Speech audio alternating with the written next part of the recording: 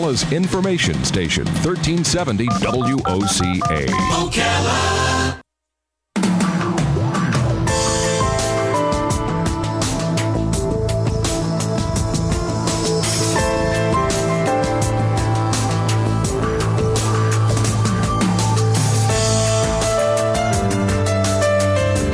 All right, 5 minutes after 10 o'clock. Thank you for tuning in. I have a sort of a philosophy, I guess. I don't know if it's wishful thinking or whatever, but I always feel like there's never going to be a need in my life that won't be met. It's just kind of my faith, I guess. I just don't believe that I'll ever have a need that won't be met. Now, are there any wants that won't be met? Yes, there's a lot of wants that won't be met, but needs I think are pretty much met. We've had discussions with people who help us invest our money in the past, and the one thing I've often wondered about, and I'm guessing I'm not the only one who wonders this, but let's say you're investing in some stock for XYZ company. And I don't even know if there is one. I'm just trying to pick something that is nobody's, but there probably is an XYZ. And then you find that, let's say XYZ makes toothpaste, and it's a harmless product. Yeah, I want to invest in that. That's a whole good product that people will be benefiting from. But then you find that XYZ also has this pornographic side of their business, and you say, oh gosh, it's kind of hidden in there. You don't realize that you're actually supporting them, or making money from that. Making money is good, but making money in a way that you feel uncomfortable with, that's something I've always thought, I'd rather be poor than be making money in a way that I'm uncomfortable, Brad Berger is on the phone. He kind of makes a really good point in his book, Stop Trying to Keep Up with the Joneses. They're broke anyway. I love the title. Yeah. A Financial Planner's Guide to Living Your Ideal Life. From the title alone, you really don't get to know what Brad has kind of got a philosophy in this book also, that you got to look at life a little differently. And maybe that some of it comes from his work as a military man. It says here he is a graduate of the United States Military Academy at West Point. He served as a scout platoon leader in Berlin, Germany during the fall of the Berlin Wall. He's a certified financial planner. So I'm guessing that first part that we learned about comes together with the second part and puts a little bit of levity, levity is the wrong word, but a little bit of balance, I guess, to the whole idea of, well, how do you make money? How do you make money and feel good about it? He's the co-owner of Cornerstone Financial Strategies. And I just wanted you to know that this is not an infomercial. We're talking about a book he wrote. And it is called Stop Trying to Keep Up with the Joneses. Good morning, Brad Berger. Thank you, by the way, for waiting through that long break there. Good morning, Brad. Good morning, Larry and Robin. Where are you? Where are you calling from? I'm actually calling from Central Washington today. I'm actually at a conference, but I had to close the drapes. It's such a beautiful day out there. I didn't want to be distracted. Oh, really? What's outside the drapes? Just a beautiful day? Oh, it is. It's an absolutely gorgeous day here in the Cascade Mountains. Well, thank you for getting up early to be with us. It's 10:09. It's 7 o'clock in the morning over there, huh? Yeah, you've got a level-headed way of looking at this thing. Sometimes people get all crazy with when they're investing money, but you've got a level-headed way, and I like that. Well, thank you. I think it really comes from almost a quarter of a century. I'm almost embarrassed to say that, but almost a quarter of a century of experience in this particular field, and it's certainly something that's evolved over time. So, how do we know who to, like, if we put our money in the hands of, I don't even know, an investor, a broker? How do we know? I mean, do we just come up to them and do they always know? Do they always know where our money is going? Well, Larry, it's a fantastic question, and I'll take a little bit of a segue here because the questions you're asking is one of the reasons that I wrote this book, and that is that as I asked this question of my clients and prospective clients over the last 20 plus years, which is, what is your definition of financial planning? Inevitably, the answer that I received was something that was directly related to stock picking, mutual fund picking, or investing. And one of the things that I really wanted to emphasize is the differential in the financial services community of those who are what I'll call traditional wealth managers, those that I like to refer to as essentially babysit money, and those who are actually true comprehensive financial planners. And I think that the American public has somewhat been conditioned to think that everybody in the, quote, financial services or financial planning community are the same, and they are not. Well, you know what? You're right. We do think that way, but you're also right in where it makes no sense to think that way, because in every aspect of life, everybody's different. So, Right. And when a person is going to begin their financial planning, you don't think of it really when you're totally young, like in your teens and even into your 20s, because you're exploring life, you're finding out what your passions are, and you're securing yourself in that life. But once you hit your 30s into your 40s, then you start thinking about it. Yes, and indeed, that was another element of how I ended up structuring this book, because I think a question that I get asked a lot is, well, who is this book for? And my response to that is it's for really anybody. I divided this book into 3 distinct sections, and for an individual, just as you've described, Robin, who's just starting out, perhaps they're just entering the workforce, they're just getting established, they're just starting to think about saving because, of course, their employer has said, hey, we've got this 401k, do you want to participate in it? And they said, 40 what? Right. And so it's like, well, so where do I go? Where do I get direction? Because the brutal reality in our financial services industry is that individuals who are just starting out, there are not a lot of choices for them in the professional services community other than their employer 401k. So there's a whole section in here that if you're just starting out or you just really don't even understand the basic concepts, there's a section in the book about that. For those individuals that I like to say are in mid-career, they're in their 30s and 40s, and they're starting to question, am I on the right track? Am I doing the right sorts of things that I should be doing at this stage in my career? What are the things that I should be considering? There's a whole discussion of that. For those individuals who think they've got this thing locked down and it is, I am squared away, there is no more improvements that I could make to my plan, I've got a section in there for you to do a bit of a self-evaluation and even to open a dialogue with your current financial advisor to say, are these the sorts of things that we are thinking about in the planning that we're doing together? You talk about also avoiding the trap of, the title implies it, stop keeping up with the Joneses, but avoiding the trap of, what's the thing from the Bible? Not to covet the neighbor's things or something like that? Yeah, that trap. I went out with my brother. My brother is doing really well for himself. He's a veterinarian, and so he's got a boat.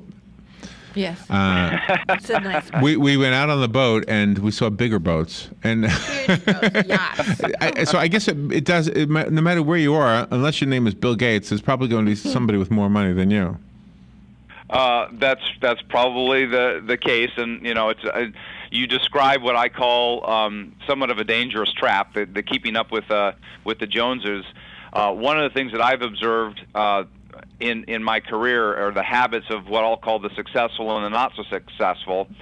The difference is really, in my mind, how they choose to spend the money that they make, and most critically, where they are ranking themselves on their payroll, themselves and their future on their own payroll. There is nothing wrong with enjoying things in life. In fact, I'm an advocate of making sure that you're doing the sorts of things that you want to do and owning the sorts of things that you want to do. But that can't come at the expense of your own future. And, there are 2 great examples I have of that when I was growing up. One, a couple that my friends knew, they would take out loans, and they had 4 kids. They would buy a boat, they'd go on vacation, things like that.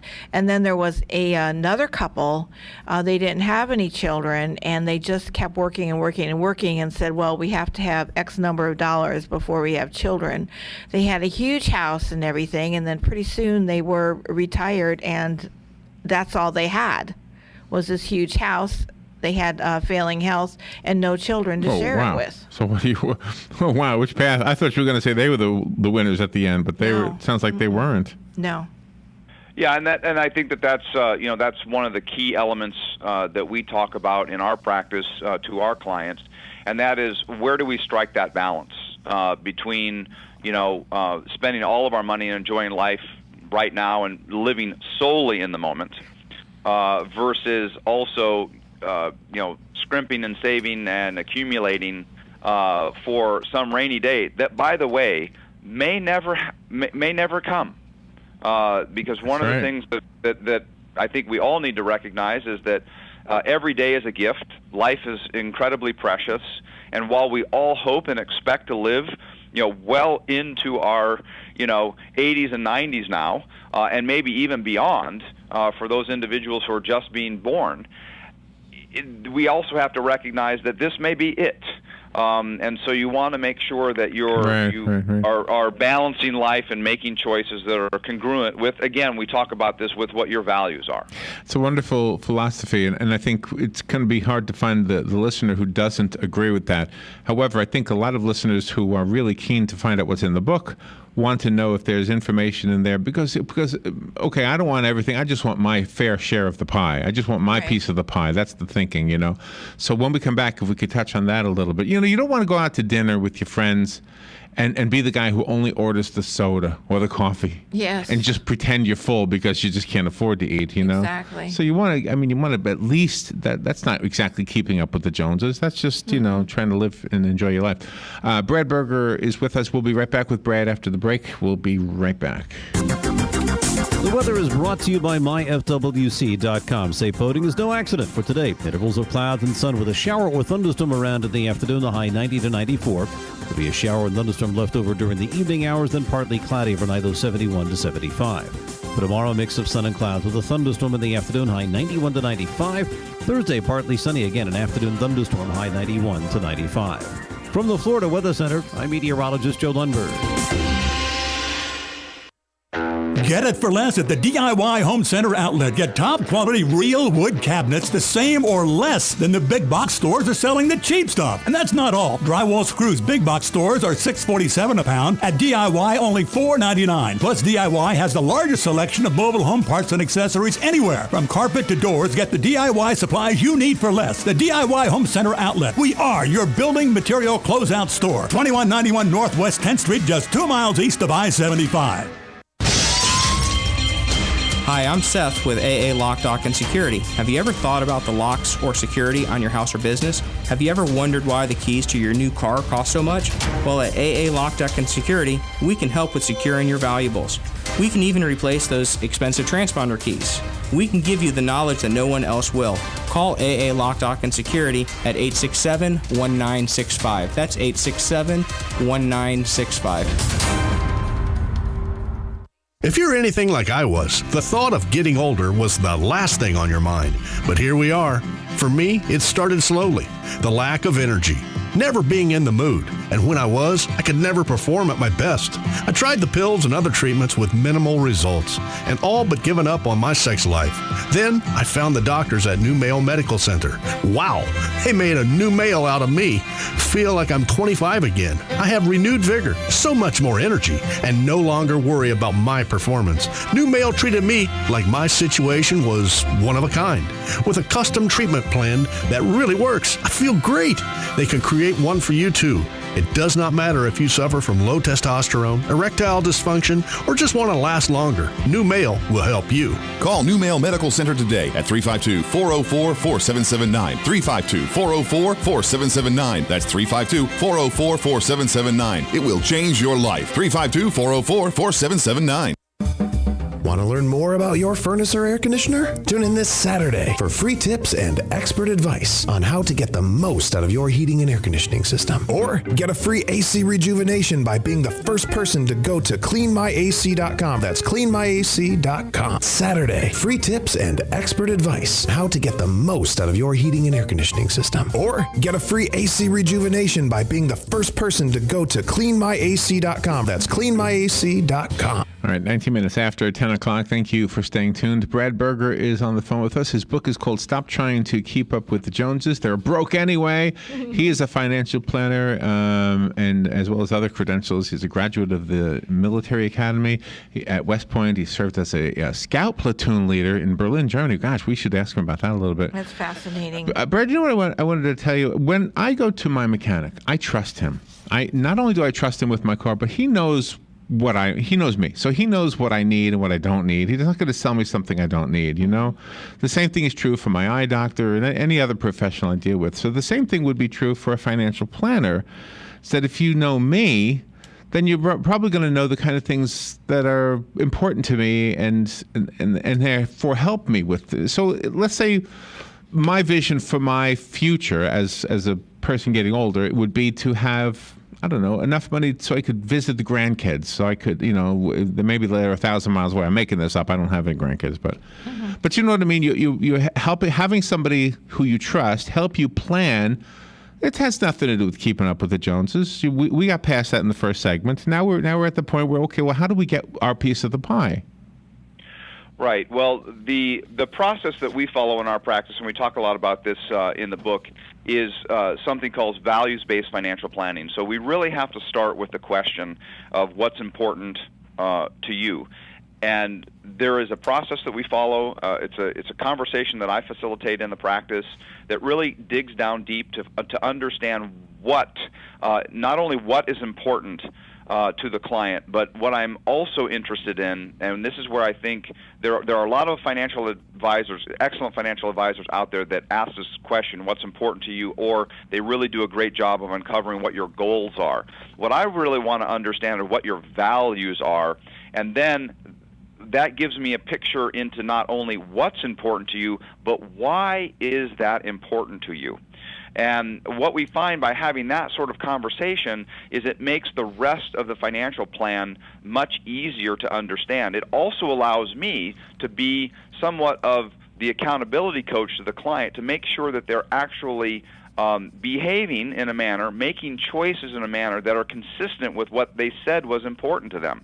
And I think that that's also critically important because we want to make sure that you're actually, you know, if that's something that you want to do, then I also have an obligation to make sure that I'm facilitating the ability for you to do that, and that I'm also encouraging you to actually execute on that. Because, Larry, you brought up an important point that I had some time to reflect on before we went on the break, and that's, you know, somebody who's sitting at the table and only ordering a soda because maybe that's the only money that they have to spend.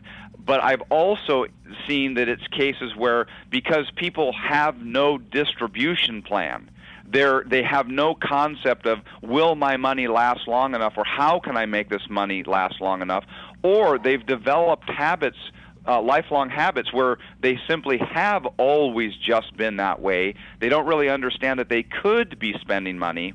That's the other element that we need to do, which is provide the confidence and the permission, if you will, that people have the freedom that they can actually spend that money and not run out of money before they run out of life. When we are reading the newspaper, we see that whatever we do is still not completely under our control. We have listeners all the time who call and say, you don't really own your land, you're really renting it, because even if you've paid off your entire mortgage, there's still a tax that if you don't pay it, the land tax, you know, homeowner's tax. So what I'm getting at is we have other elements, the government in this case, but there are probably others, or things breaking down, or getting sick. I mean, things like that. I just don't want to put it all on the government. But there are other things that have nothing to do with us that definitely affect our finances. Indeed. And in fact, you know, one of the things that we are fond of saying to our clients is, I can't plan for Armageddon. If the things that are out of our control are out of our control. The best thing that we can do is plan for what we know. However, what we have done, and I discuss this in the book as well, is we have a federally trademarked system, and we call it the 6 big risks. And when we develop a financial plan, those are the risks that we are looking to help you manage. And those are, and I'll just rattle them off real quick. Yeah, I want to hear One that. is dying too soon.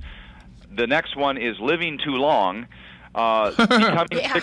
Becoming sick or injured is the third one. The fourth one is improper tax planning. The fifth one is legal entanglements. And the sixth one, which is the one that I think is probably the most important and the most dangerous, if not address, and that's an uncoordinated financial plan. And basically, to me, that's like going to the shopping, you know, going to the store, to the grocery store without a list, and just picking a little from aisle 3 and a little from aisle 4 and something out of the bakery and something from the produce department and saying, yeah, I'll throw this together and make a meal. That may work, but I can share with you that picking financial products just randomly and without any sort of coordination, you're going to get a hodgepodge. Wow, and that comes back to me trusting, because this is not something I've studied. It's like that commercial used to be. There was a bicycle, a commercial that featured a bicycle repairman, and this is what he loved. He loved doing bicycles, and he had no idea about insurance. It was an insurance commercial, so he trusted his insurance agent. Well, that's kind of the same. That's kind of the way I am. It's like I have people that I trust, like my mechanic, for example. Mm-hmm. Right, and so one of the things that again we do in our practice, and I talk a little bit about in this in the book, is our role is to be the coordinator of all of those professionals. It's not to displace them, because the last thing that we want to do is displace a trusted relationship. So if you have a relationship with other individuals that make up the segments of your financial plan, that's fantastic. We want to make sure that those are players that are on the team. What we want to do is serve as essentially the head coach of that team, so that somebody is very well aware of what's going on, because oftentimes that work that you're doing with your insurance agent, or that you're doing with your CPA, or you're doing with your attorney, that work is done in what we call in a silo. And while it may be ethical, legal, moral, totally in what that professional believes to be in your best interest, it could be in complete contradiction with what another professional is doing for you, because there's no thread of continuity that's been weaved between all of these various disciplines. And that's what we do, and that's what I discuss in the book. But in the very beginning of relationships, how do you have a person keep stringent about saving, about taking even $20 out of their paycheck every week and putting it away? Because when my children were growing up, I just assumed, put it on them and take them places. But I knew I had to have money for the electric and the water and the rent and stuff like that. So I always came up with that. But when it came to saving, I was very bad at it, because I would rather just go out and have fun. Sure. It's a great question, Robin, and I think there's a couple of ways to handle that. Number one, that's a conversation that needs to start relatively early in somebody's life. One of the first parts of this section, as I indicated earlier, talks about the power of compounding, and I don't think most people really, and there's some great examples in there that you got the charts. You have those charts. Yes. Yeah. And I think if somebody really understood, wow, that's really possible in my lifetime to be able to do that. The other philosophy that I think that in fact, my license plate says this, and it's pay yourself first. It's an abbreviated version of that, but that's a philosophy that I have followed my entire life and into my professional career as a financial planner. And I talked about that a little bit earlier in the interview. Is where do you stack on your payroll? You and your future. Where are you and your future on your payroll? It really should be before the utility bill and the mortgage bill and the car payment and all those sorts of things. You and your future need to be a line item, and it needs to be at the top. And even if that's $20, I talk a little bit about in the book of an experience you mentioned when I was in Berlin, and I remember being around a table with a bunch of my lieutenant buddies, all commiserating. It was at the end of the month, of how we were all broke, and we had no money left. We just had spent it all. The difference I can tell you between the individual sitting at that table and myself is I was probably the only one at that table who had saved and invested first. At the end of the month, the result was exactly the same. We were all broke.